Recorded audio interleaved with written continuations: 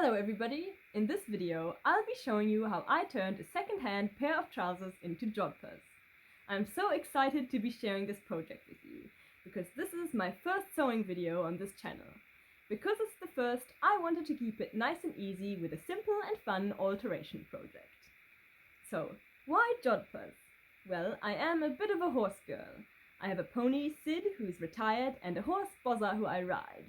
Now, I'm not very fond of the tight fit of modern equestrian wear, but on the other hand, as much as you know I love 1940s fashion, I just can't make myself like the look of vintage Jodhpurs.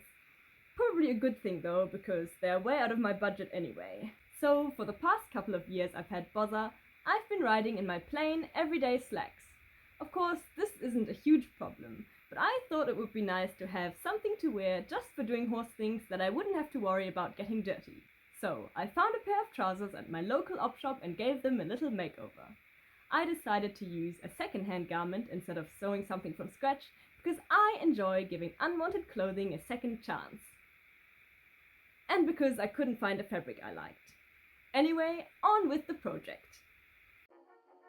Here are the trousers before any alterations. I like the color and they fit me very nicely. What I didn't like was that they flared out at the bottom. My intention was for the Jodhpurs to be tailored, though not tight.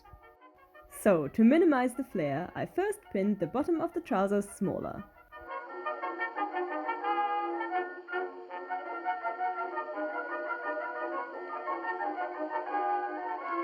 The first attempt wasn't tight enough for my liking, so I pinned it a bit tighter. Much better! See the difference? And the checks on the pattern still matched up, which was a relief. Then I did the same on the other side.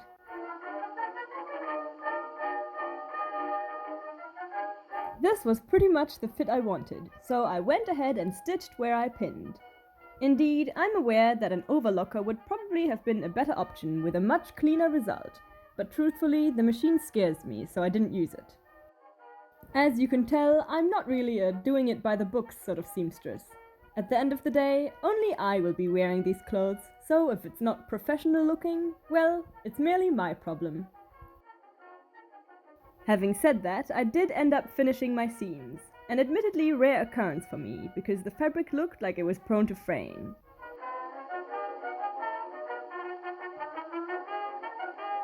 That was quite a tedious process for something no one was going to see, but it was certainly worth it.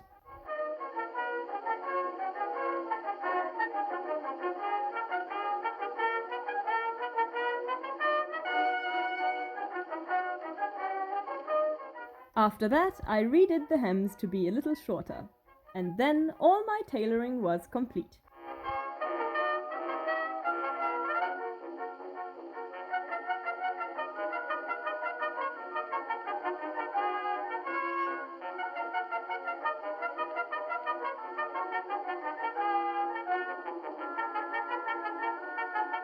Next up, the fun part, customization. To make these trousers look distinctly like Jodhpurs, I wanted to add a patch on the inside of each leg, as demonstrated here on this old pair.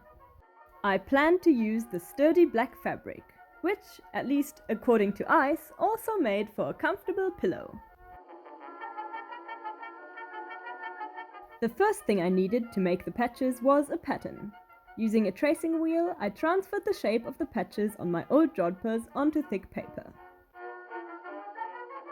Then I drew over the markings to see them better, cut the pattern out, and checked to see if it was the right shape.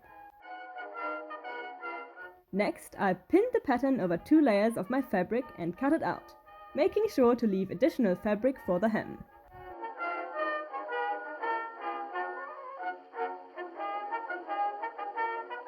I was very pleased with how it looked so far. However, to my dismay, I realized that I hadn't left enough extra fabric for the hem, and the patch was now too small. So I had to let out the double fold hem and make do with a single fold instead. I wasn't particularly thrilled about this, but on the bright side, the raw edge would never see the light of day because it would be sewn facing the Jodhpurs anyway.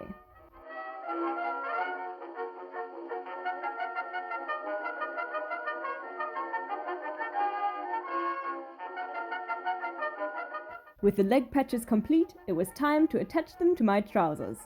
I was quite nervous about this, because I was afraid I would position them wrong and only realize it when it was too late and have to remove all the stitches and do it all over again. Anyway, after a whole lot of dithering and a 2-hour nap on this very floor, I made up my mind and began the surprisingly difficult task of sewing the patches to the trousers.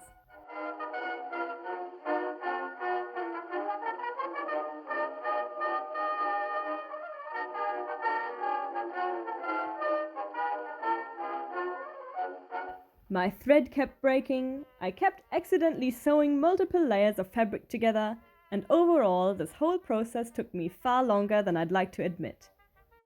Sewing slowly and being paranoid about any fabric snagged underneath was the way to go.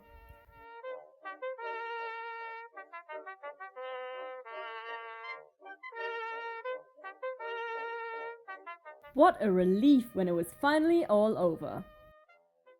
The last thing I wanted to do was hand sew along the edge of each patch for no reason other than I thought it might look nice. I of course had to do this in bed wearing my pajamas.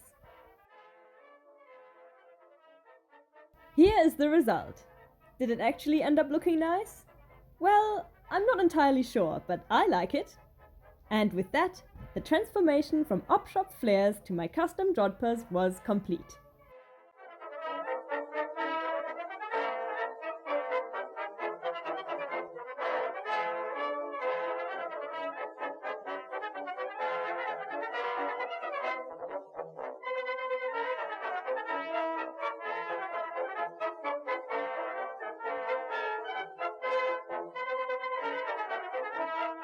The last thing I had to do was gain the approval of someone very important, Bozza.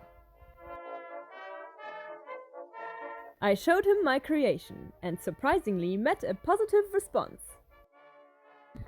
I think he likes them. Good boy. Luckily, Bozza seemed to be in a fantastic mood that day. Maybe if it hadn't been windy and rainy, his favorite weather, he'd have had a different opinion. He's quite a particular fellow, that horse. Since Bozza was too wet for a ride, we instead took a walk where I tested how the Jodhpurs held up in action. I'd say they did quite nicely.